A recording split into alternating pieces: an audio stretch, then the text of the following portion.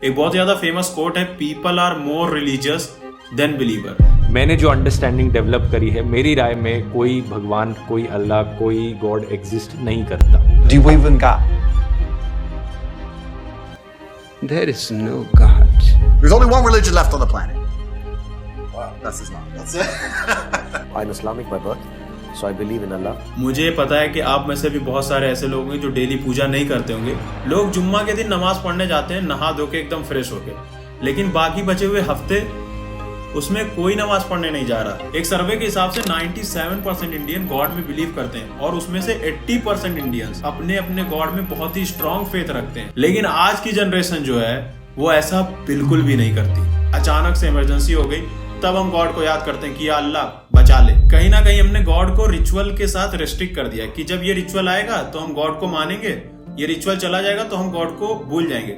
ओशो का मानना था कि इंसान के लाइफ में इतनी सारी प्रॉब्लम है और उसको फियर ऑफ डेथ होता है, इसीलिए उसने गॉड का कॉन्सेप्ट बना लिया है। हम बहुत ही ज्यादा गॉड में बिलीव रखते थे जब हम छोटे थे। अगर मैं अपनी बात करूं तो मैं भी रेगुलर मस्जिद नहीं जाता, मैं भी प्रॉपर प्रेयर नहीं कर रहा। मुझे पता है कि आप में से भी बहुत सारे ऐसे लोग हैं जो डेली पूजा नहीं करते होंगे, और जो लोग करते भी होंगे ना वो उस तरीके से नहीं करते होंगे जैसे पूजा की जाती है। और हम अगर आज की जनरेशन के क्रिश्चियंस की बात करें तो उनका भी चर्च जाना ओकेजनली हो चुका है, मतलब बिल्कुल ही लिमिटेड हो चुका है। और इन्हीं सारी चीजों से ये पता चलता है कि आज की जनरेशन के बीच में जो गॉड का कॉन्सेप्ट है वो धीरे धीरे करके फेड आउट होता जा रहा है। और अगर मैं आपसे बोलूं कि इसके पीछे एक बहुत बड़ा रीजन है, एजेंडास चलाए जा रहे हैं हमारे बिलीफ को वीक करने के लिए। और ऐसा इसलिए हो पा रहा है because we are changing our thought towards God.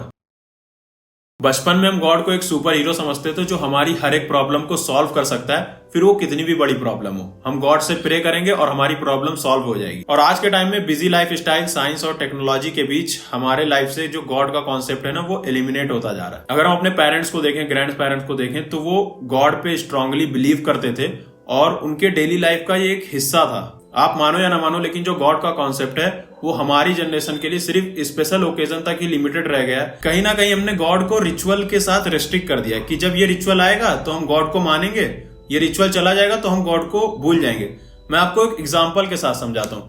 जैसे कि एक हफ्ते में जुम्मा का दिन आता है, फ्राइडे जिसको बोलते हैं। लोग जुम्मा के दिन नमाज पढ़ने जाते हैं नहा धो के एकदम फ्रेश होके, लेकिन बाकी बचे हुए हफ्ते उसमें कोई नमाज पढ़ने नहीं जा रहा, क्योंकि डेली 5 टाइम की नमाज होती है, उसमें से लोग 1 टाइम के भी नहीं पढ़ने जा रहे, लेकिन प्रेयर्स तो डेली हो रही हैं। इवन मैं बताऊं, मेरा एक फ्रेंड है वो क्रिश्चियन है और वो साल भर में सिर्फ ज्यादा से ज्यादा 4 से 5 बार ही चर्च गया होगा, उससे ज्यादा वो गया ही नहीं। और ये सिर्फ मैं 1-2 लोग की बात नहीं कर रहा, ऐसा ज्यादातर लोग कर रहे हैं। और इसके पीछे एक बहुत बड़ा रीजन है जो कि इस वीडियो का अगला टॉपिक है, इन्फ्लुएंस ऑफ इन्फ्लुएंशियल पीपल्स। मैं इन सभी का पर्सपेक्टिव इसलिए आपको बता रहा हूं क्योंकि इनके लाइफ से काफी सारे लोग हैं जो कि इन्फ्लुएंस होते हैं। अब इलॉन मस्क का मानना है कि गॉड कुछ ऐसी चीज है जैसे कि यूनिवर्स, उसको हम गॉड का कॉन्सेप्ट दे सकते हैं या यूनिवर्स को हम गॉड का नाम दे सकते हैं। इलॉन मस्क एक बहुत बड़े साइंटिस्ट हैं, बहुत बड़े एंटरप्रेन्योर हैं, लेकिन वो गॉड में बिलीव नहीं करते और वो कहते हैं कि Well, I think the nature of the universe gives me more,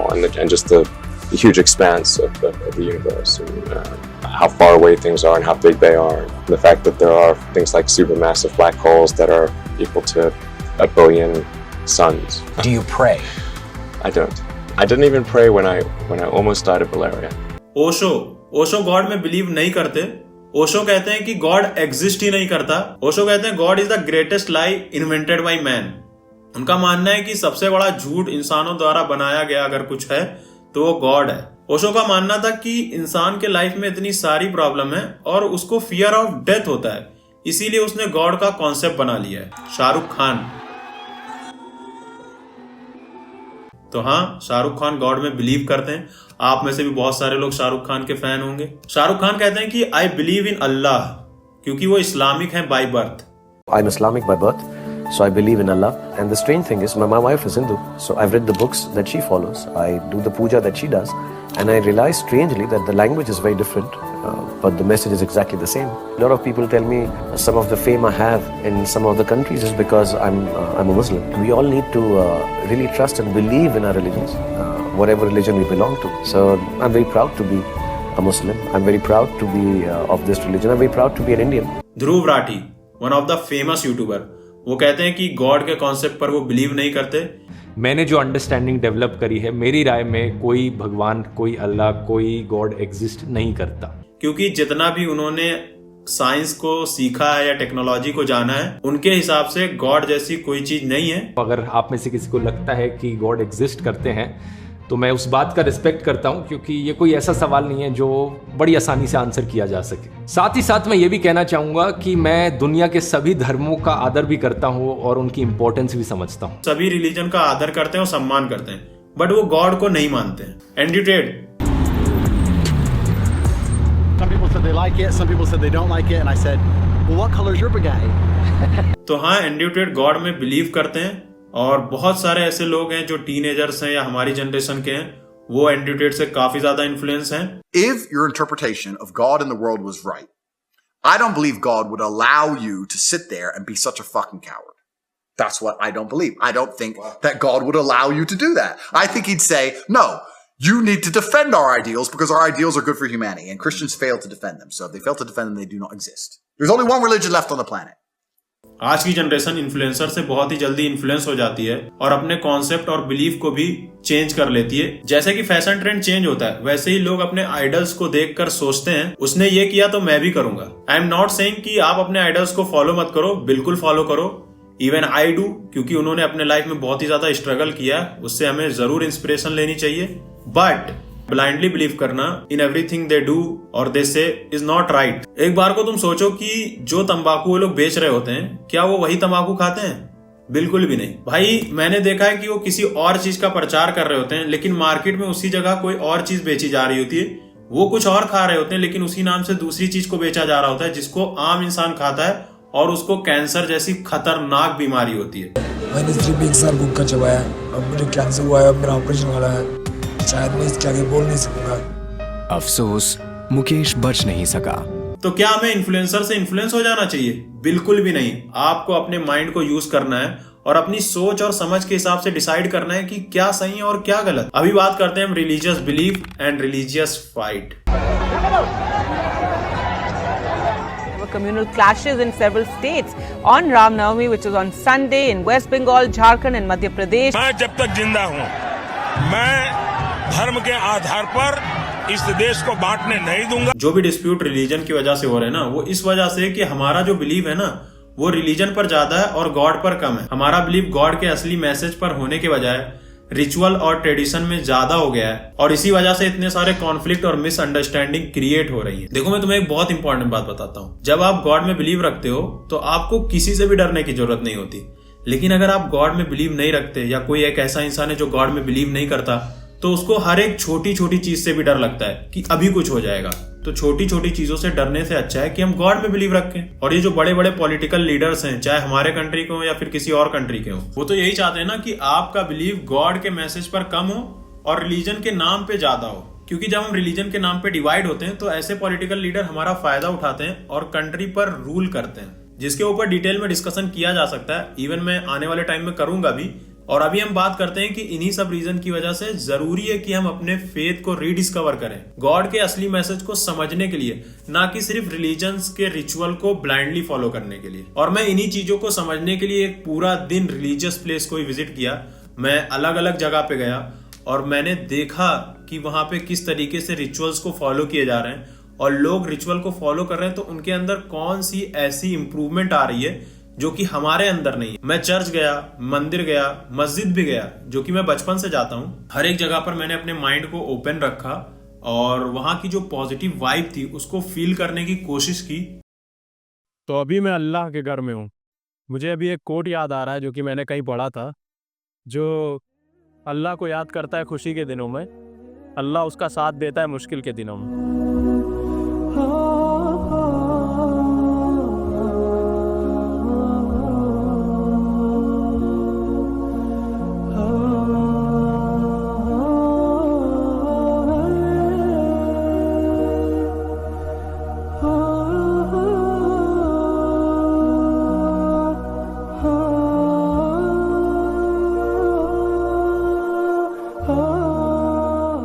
क्या होता है ना, जब आप मस्जिद में नमाज पढ़ने के लिए जाते हो तो सबसे पहले आपको पाक होना जरूरी है।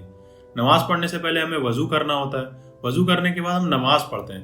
नमाज पढ़ने के बाद हम दुआ करते हैं अल्लाह पाक से अपने लिए। और जब आप इतनी सारी चीजों को डेली कर रहे होते हो तो आपके अंदर एक डिसिप्लिन बिल्ड होता है और आप अंदर से अपने आप को स्ट्रांग बना रहे हो। और सेम चीज जो भी लोग डेली मंदिर विजिट करते होंगे वो अपने आप को अंदर से स्ट्रांग पाते होंगे।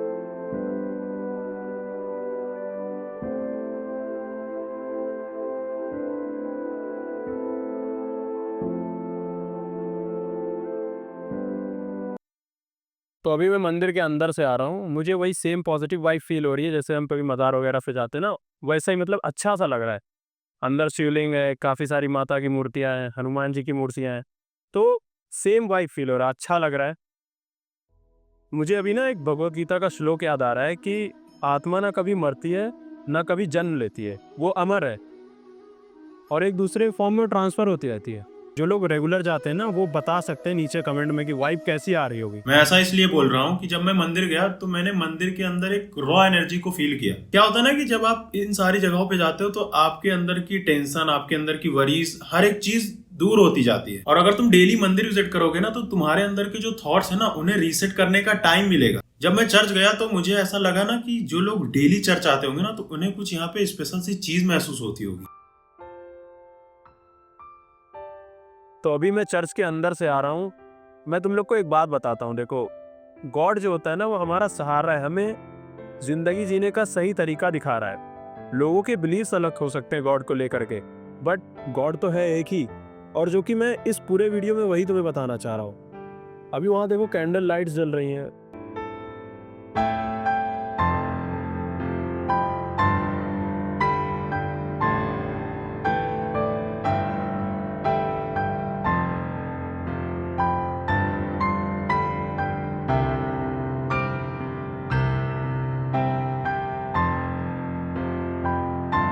चर्च के अंदर की सिंप्लिसिटी और शांति से मुझे ऐसा लगा कि अगर मैं यहाँ डेली विजिट कर रहा होता तो मेरे अंदर कुछ ना कुछ तो इम्प्रूवमेंट होता ही, तो मेरे अंदर भी एक नई एनर्जी और डायरेक्शन आ सकती थी। मैं इतना ज्यादा वहां पे कनेक्ट कर पाया खुद को। और जब मैं इन सारी जगहों पे विजिट कर लिया तो मैंने सोचा कि अगर गॉड एग्जिस्ट नहीं करता होता तो क्या हो। देखो मैं तो मानता हूँ अपने रिलीजन को, जितना हो सके ज्यादा से ज्यादा मैं अपने रिलीजन को फॉलो करने की कोशिश भी करता हूँ। आप खुद ही सोचो कि अगर आइडिया ऑफ गॉड एग्जिस्ट ना कर रहा होता तो हमारे लाइफ का भी कोई पर्पस ना होता और हम इस पर्पसलेस वर्ल्ड में ऐसे ही जी रहे होते बस। मगर इस वर्ल्ड में कितनी गलत चीजें, कितनी सारी बुरी बुरी चीजें हो रही हैं। सैटन हमें इन्फ्लुएंस करता है गलत चीजों को करने के लिए।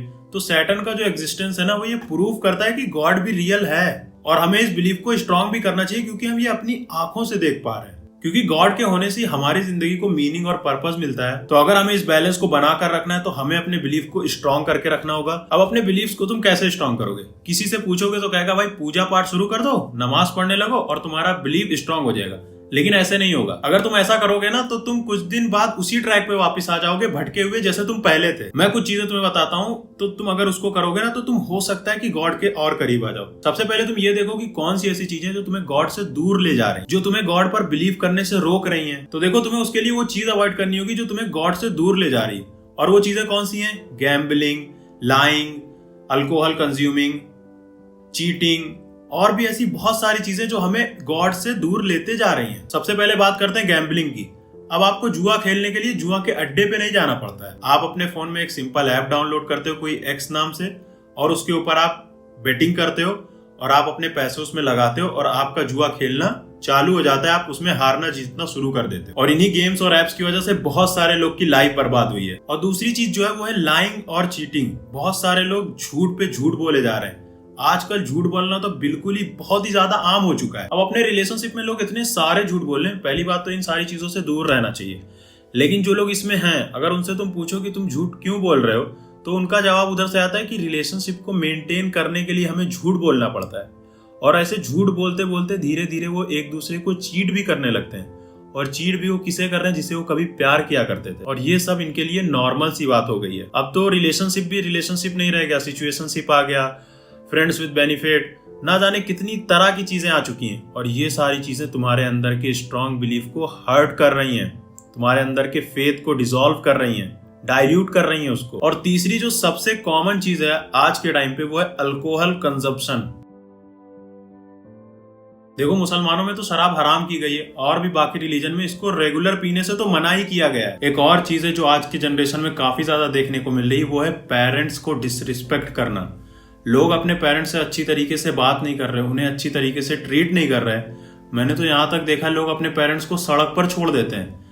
अगर उनके पेरेंट्स बीमार हैं, उनको दवा की जरूरत है, तो लोग उन्हें दवाई भी लाकर नहीं दे रहे, बोलते हैं कि तुम खुद कमाओ और खुद अपनी दवा लो। और ये कोई मैं नई बात नहीं बता रहा, ये हर घर में हो रहा है। अगर तुम पता लगाओगे तो तुम्हारे आसपास भी ये सारी चीजें देखने को मिल जाएंगी। आप सब लोग जब भी अपनी रिलीजियस बुक पढ़ोगे, चाहे कुरान हो, बाइबल हो, गीता हो, उन सब में सिर्फ यही बताया जा रहा है कि आप किस तरीके से गॉड के करीब आओ। और ये वही सारी चीजें जो मैंने इस वीडियो में बताई वो आपको गॉड के करीब ले जाएंगी। और ये सारी बात उन चीजों में भी लिखी हुई है, सेम बात लिखी हुई है। और अगर तुम साइंस पर्सपेक्टिव में बिलीव करते हो तो तुम्हारे लिए भी मेरे पास एक कोट है अल्बर्ट आइंस्टीन का। अल्बर्ट आइंस्टीन कहते हैं, the more I study science the more I believe in God. देखो, मुझे भी रिलीजन्स के बारे में उतना नहीं पता, मैं सभी रिलीजन्स की रिस्पेक्ट करता हूँ, बट मैं तुम्हें ये मैसेज देना चाह रहा था कि तुम अपने फेथ को रिडिस्कवर करो, गॉड के असली मैसेज को समझो और अपने लाइफ को एक पर्पस और एक मीनिंग दो। और ये जितने भी एजेंडास चलाए जा रहे हैं उनसे बचो और अपने आप को बचाओ। Thank you so much for watching this video.